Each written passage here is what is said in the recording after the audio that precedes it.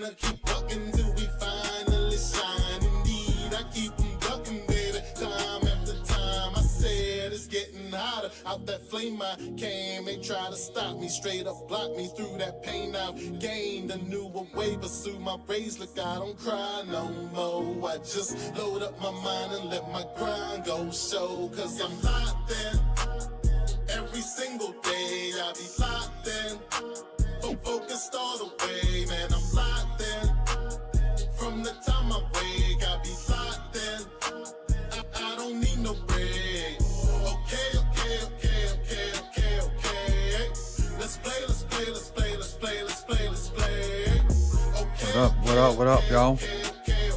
Urban, Ravenville, Marks, what's good? Avon, what's good? They don't know what I'm for, and they get low while I'm soaring. Ain't nothing about abnormal, no, he abnormal. Bad for you, ask for who does I shout, I'm asked for you. Know that Hey, Gene. Luckily they with me now. Sit back, watch a procreate. I spit raps that'll go through pace. Stay focused on your biz, and don't you ever focus. Stay focused on your biz, and don't you ever focus. I'm locked in.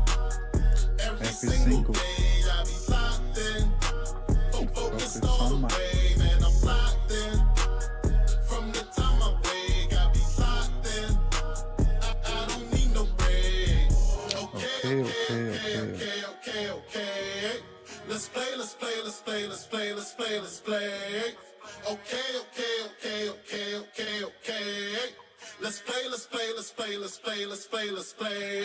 What up, Melanated One? Mimosa Sippers, what's good? What's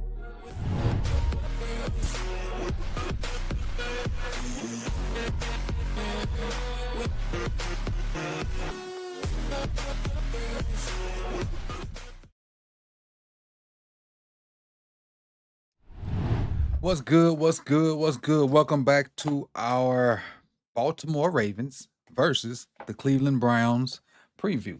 And I'm a little bit too bright for my liking. There we go. But what's good? Saturday morning, we're going to go through what up, Zay. We're going to go through some tidbits about each team and kind of give our predictions on what's going to happen tomorrow. We'll play the Cleveland Browns in Cleveland at 4:25 p.m. Eastern Standard Time. I'm not sure if it's nationwide, but with it being the 4:30 slot, it probably is. So we'll probably get this game on like a national televised game. On your local stations. It may even be a local game for me. I hadn't checked yet, but it's probably a local game for me as well.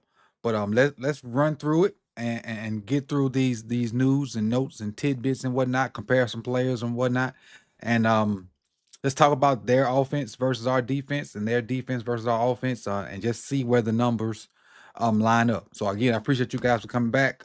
Click that like button, share it if you get to the end, and let's enjoy this preview episode. Shout out to all the sippers out there, all the sippers. If you're a sub, you're a sipper. That's how that works. So let's dive into it and let's get busy. All right, first thing up, we're gonna go through some tidbits, some insights that they have on the NFL Plus website. I think we got about 5 of them. The first 2 or maybe 3 is Lamar, and the last 2 is the Browns. I think that's what I got.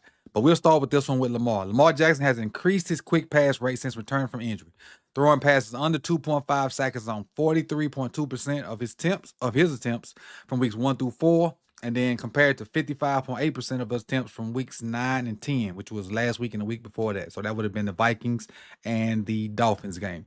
2.79 seconds to throw. It's been a thing of mine, but I feel like we should incorporate the quick passing game. Incorporate the quick passing game. That way we can kind of negate blitz, because we just can't protect that long. You know, I don't want to start this video off by beating a dead horse about the O-line, but if your O-line ain't good, you got to have a quick passing game. And then when teams know you got to have a quick passing game, you got to have guys that can get open quick. And then if you don't have guys that can get open quick, you better figure something else out. And unfortunately, even though I know the Browns haven't won a lot of games, their defense is so good, this might be a figure something out week. because they're going to come up and play tight. They're going to play man to man. And we'll see their coverages here in a little bit, and you'll get the gist of why I say why we're going to have to figure something out offensively. I say that about the pass game, and you're like, well, just run the ball. Myles Garrett, the rookie Mason Graham. They got another D tackle. His name leaves me right now, but we're gonna talk about him in a minute as well when I put him on the screen. And they linebackers. They playing man coverage, and everybody else is stopping the run. So you got to have guys that can beat man. Two guys come to mind for me, and that's Zay and Likely.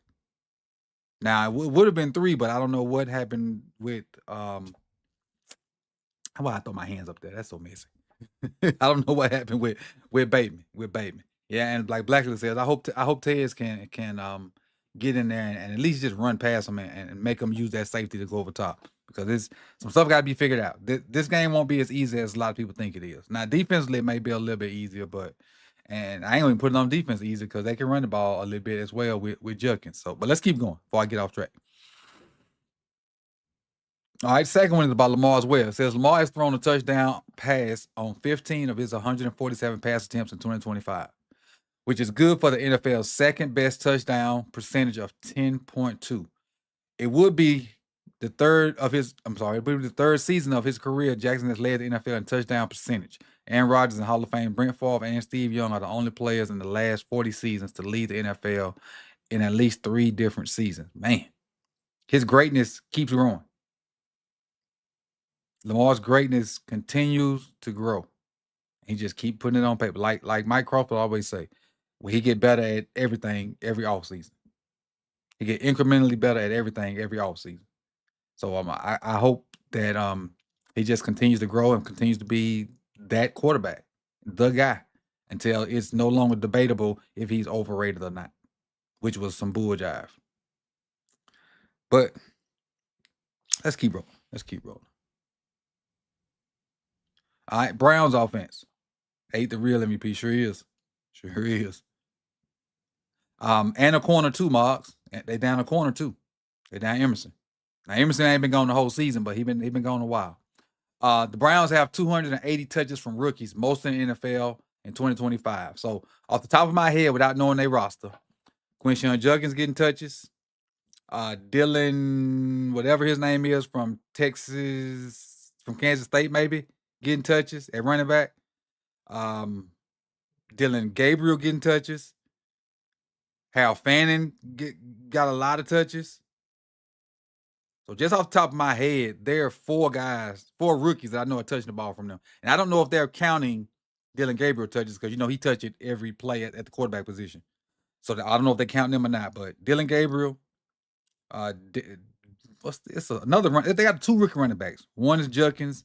I think that's Samson. Appreciate it, Blackler. Samson. Thank you. I knew they had 2 rookie running backs. Samson and then Harold Fanning, who has been incredibly shocking to know his production so far this year, especially with them having Njoku. Appreciate you, Blackler, for correcting me on that. I don't know why. What is the running back from Kansas State? Kansas State had a running back drafted too, but I can't remember what team he played for. What up, Big Rich? Appreciate the chat for helping me out. Appreciate it. Next one. Now, Dylan Gabriel. Cleveland Browns have allowed a 42.2% pressure rate this season, the second highest mark in the NFL, averaging 17.4 pressures per game. Before I get into that, when I was doing the research on this morning, you might guess who's number 1 in the NFL in allowing pressures. And I give y'all about 60 seconds to try to catch up because I know the stream is behind me. Giddens. Yes, that's what Giddens. Thank you, Mark. But guess who's number 1 in allowing pressures this season in the NFL? And I would have never, ever thought that. I saw the list and I was like, wow. I see why they making the kind of moves they make now. That's him. That's it. That's who it is. No. Not an individual player closer. The team. Guess what team is number 1 in allowing pressures? That is a good guess though. And so while y'all try to think about it, it is the Chargers. The Chargers give up the most pressures in the NFL.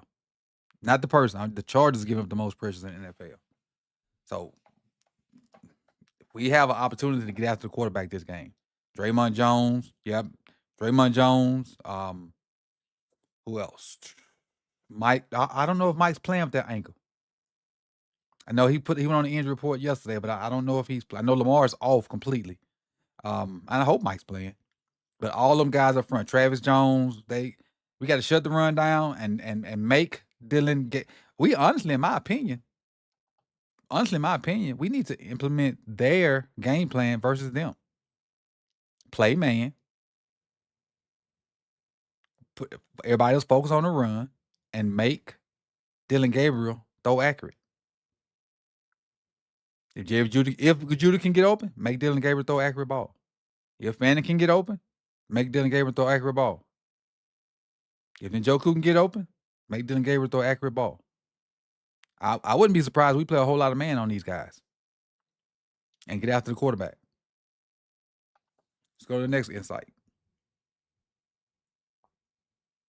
Judkins has averaged 3.8 yards after contact this season. His yards after contact, 525, compromises 93% of his total yards. So he get most of his yards after contact. And keep in mind, since their O-line is not good, he's probably getting hit right around the line of scrimmage, if not behind the line of scrimmage a lot. A lot.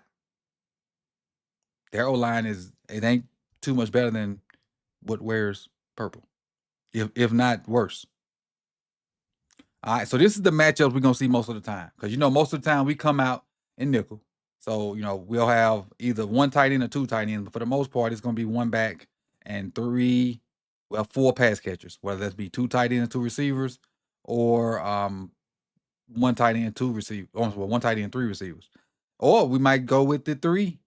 We went three tight ends and a fullback one play last week with no receivers.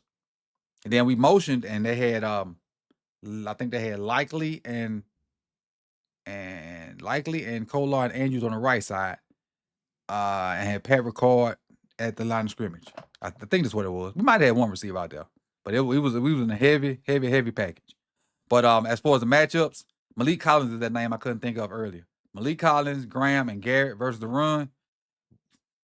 Our O-line, I think, got their work cut out for them. Our O-line has their work cut out for them. And I know we scored 40 on them the first time. I know.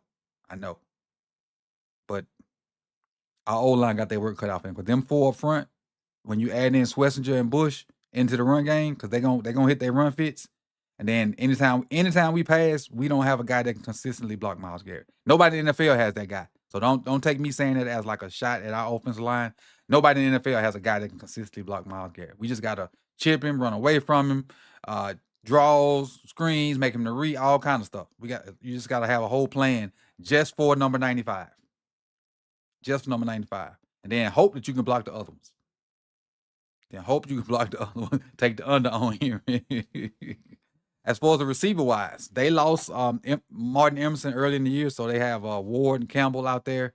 Harden is the new guy. Now, just because Ward has a low PFF grade that's on the screen, don't take him for granted. Don't take him for granted. I feel like we should see, because they got Bateman up there, but I don't know the deal on the final deal on Bateman, because I didn't see the injury report, the last injury report yesterday.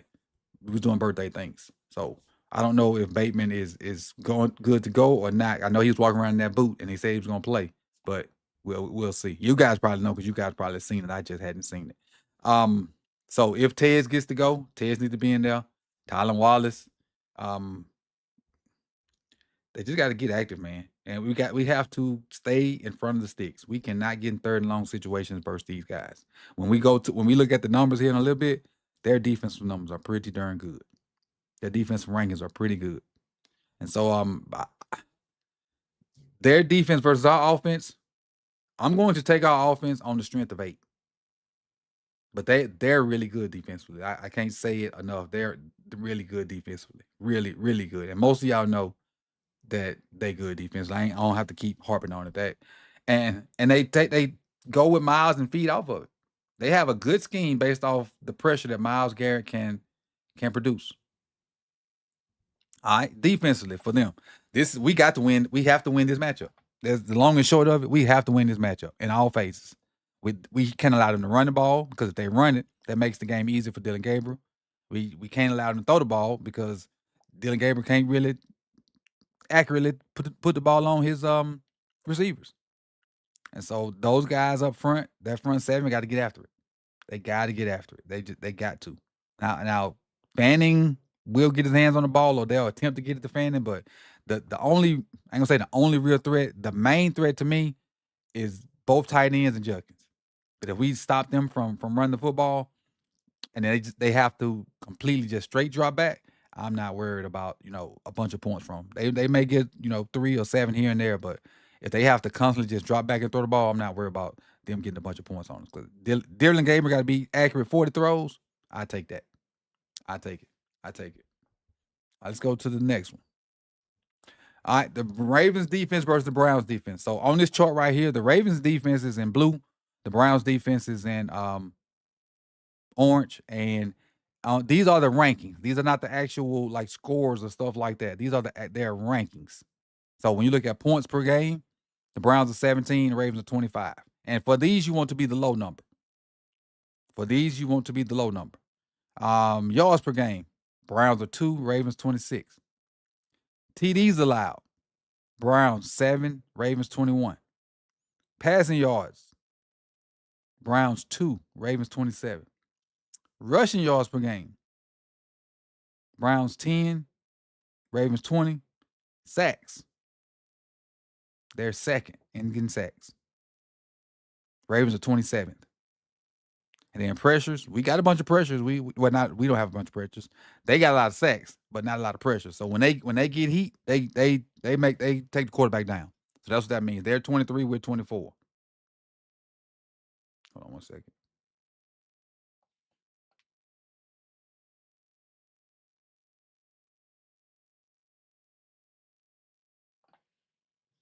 All right. And then explosive runs, as far as allowing explosive runs, the Ravens are 17th, the Browns are 13th. And that's the defensive outlook for both teams. Now, like I said, you see how low that orange is up there, right there in the middle. Their defense is stout. I think, if I'm not mistaken, I think the Broncos are number 1 in sacks, if I'm not mistaken. I think the Broncos are number 1. All right, the Ravens offense versus the Browns offense. So obviously, you want to be the higher one in this. I'm sorry, you want to be the lower one in this one as well. Points per game, Ravens are 10th, Browns are 29th. Yards per game, Ravens are 20th, Browns 31st. Touchdowns, we're 12th, they're 29th. Passing yards per game, we don't throw it around a lot, but we're extremely efficient with our yards. A normal day for Lamar this year has been 21 for 26, anywhere from 210 to 190 yards and 3-4 touchdowns. That's been the normal day for Lamar this year. He hadn't had to go nuclear yet. This might be one way he had to go nuclear because of the style of play they play. But he hadn't consistently had to go nuclear like we think. But the thing is about it, he still got a bunch of touchdown passes. All right. Rush yards per game, we're 5th, so we're finally starting to pound it, even though the O-line is atrocious. And then for them it's 26. Sacks allowed, 12th and 9th. They're 9th, we're 12th. Pressures allowed, see all them pressures? 26. We're 26 in allowing pressures, they're 4th. Which I don't understand how our O-line, numerically, they ain't bad. Numerically. But when you look at them, they bad. Which is crazy. And then explosive runs,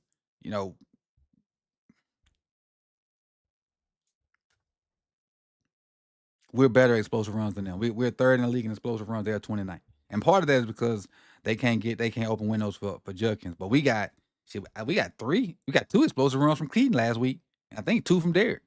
So we get explosive runs all the time because Lamar have them as well. So, and Justice pop one in on a draw or 2. So we offensively, we have the numerical advantage, but their defense is really stout, and we just got to find ways to beat that man coverage. And the good thing about that man coverage is if you pop a run where somebody wrong fitted, it might be a long run. Or if they pressure Lamar and he managed to get out of there without getting sacked, he can have a bunch of runs off that because he'll be playing man behind it. So, but they're the one of the teams that tried that little spy thing where the one of their more athletic linebackers, he don't necessarily rush. He just kind of stand right there at the line of scrimmage where the ball was snapped from. And then whenever Lamar tries to get out, he mirror him that way. So he don't just try to come from depth and mirror. He tries to mirror from depth. I mean, not from depth, from close to the line of scrimmage. And whenever Lamar gets started, that's when they try to break out. I think the Lions were the team that did it really good. All right, run concepts for the Browns. You see this 56 in the green. That's what worries me. Them running the ball right down the middle. Then the orange is inside zone. The blue is outside zone. Then this blue up here, this darker blue, is what's that? Power? No, this one is outside zone. This 38% is outside zone. Not 38%. 38 times is outside zone. This 42 is inside zone. This 56 is some kind of man run, and most less duo. Then this 19 right here is power. So not a lot of counter. Counters right here at 15, but mostly duo, which is straight down the hill, which is what the Lions did. Inside zone is orange. This blue here is outside zone. And then the light blue is power.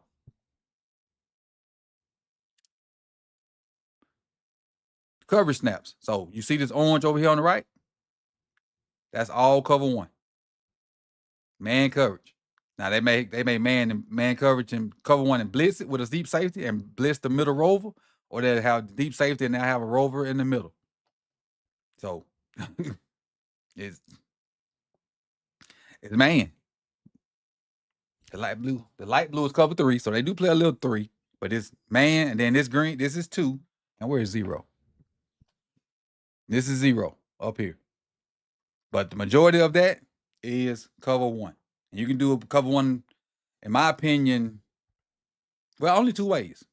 You can have cover 1 with a deep safety and a rover kind of 5 to 12 yardish, or you can send that rover and you can just have the one deep safety and you can blitz off of it. So, but it's gonna be man, and they got to get open. It's the long and short of it. Pick routes, rubs, shallow crossers, all this stuff gonna be in play. But when you have shallow crossing and rubs, defensive lineman batting the ball down comes into play as well.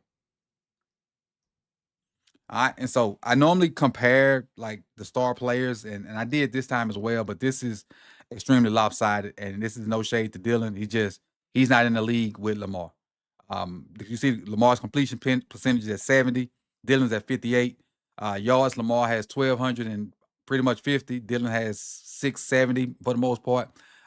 Touchdowns, Lamar has 15. Dylan got 7 touchdowns. Let me check that first. Hold on. I don't know if that's right. Let me check that. I know I probably mistyped that one. I don't remember that cat having 7 touchdowns. I got to have mistyped that. Got to have.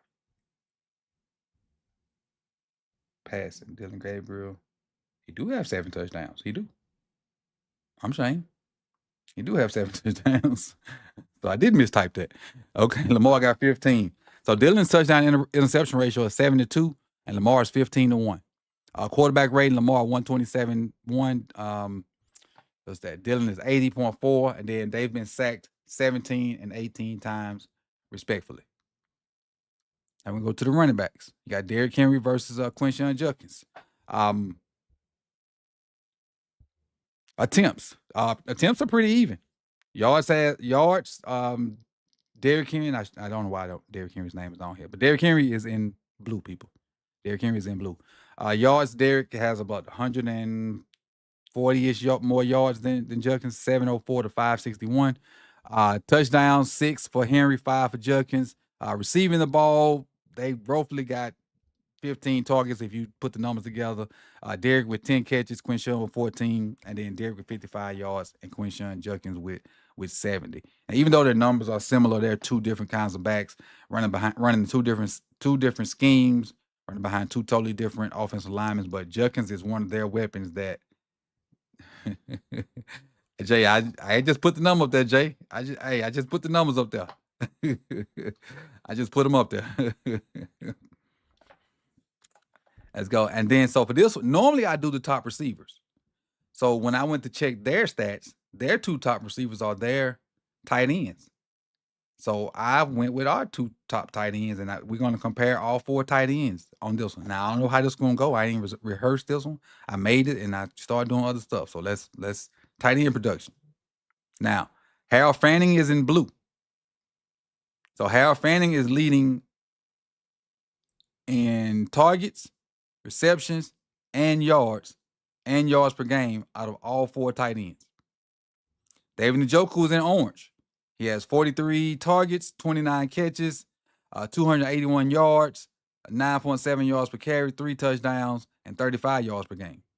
Mark Andrews is green.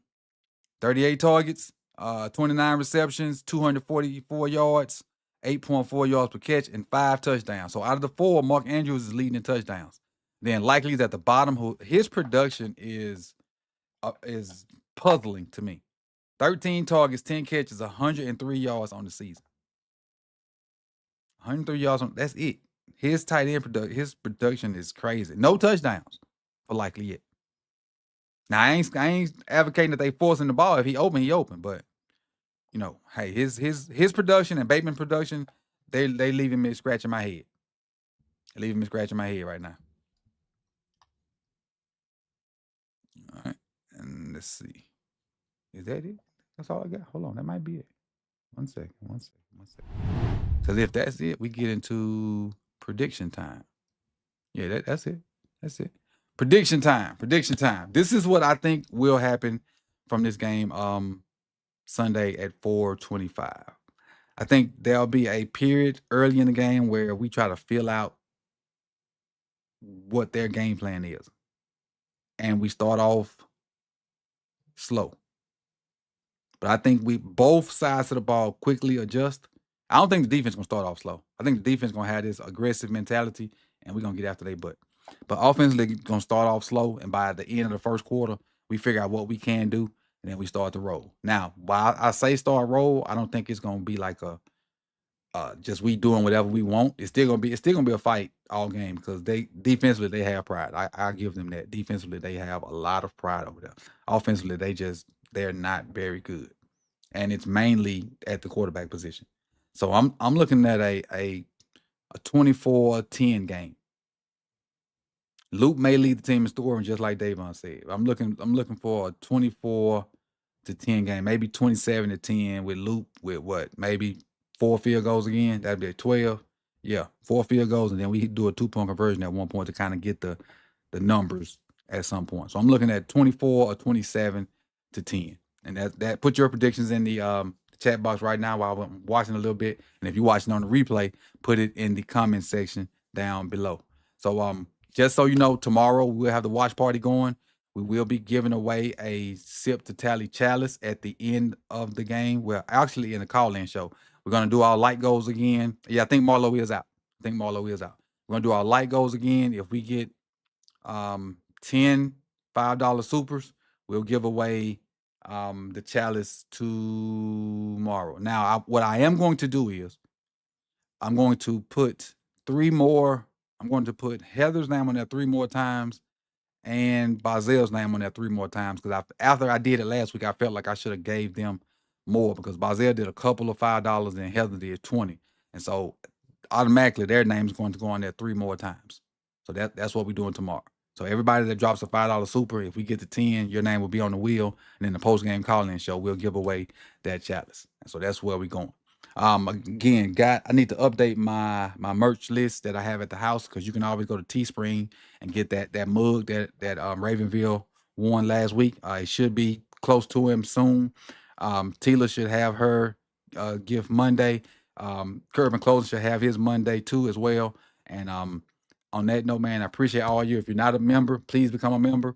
If you're not a sub, please sub. If you want to jump on the Patreon, do that as well. It's patreon.com/SipToTally. And I will see you guys tomorrow for the watch party. Enjoy y'all Saturday. Peace and love, y'all. Urban Closer, take us out.